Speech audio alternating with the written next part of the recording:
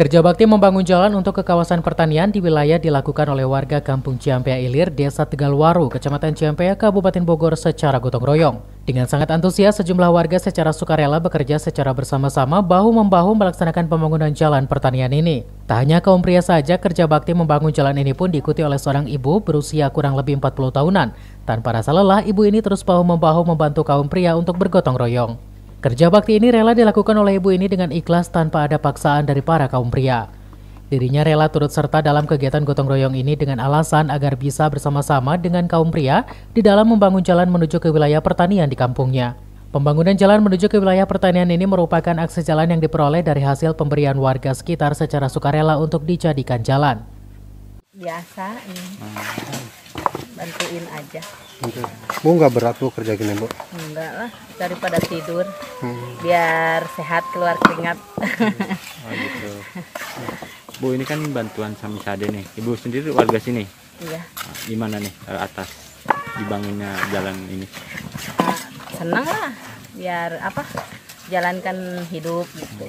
Jadi enggak gimana ya, rame lah gitu. Sebetulnya Pak, kalau akses jalan jalan lintas hanya jalan kaki saja Pak. Tapi alhamdulillah antusias sekali karena ini artinya membuka aja Pak jalan ini, membuka dari awal jalan tanah sepertinya. Masyarakat sekitar di Ciampea khususnya Tegalwaru antusias memberikan tanah terhadap warga masyarakat untuk dibikin jalan. Akses jalan ini baru bisa terrealisasikan pembangunannya oleh pemerintah Desa Tegalwaru setelah mendapatkan bantuan dana 1 miliar untuk satu desa dari Pemda Kabupaten Bogor. Alhamdulillah kita Samisade sudah realisasi.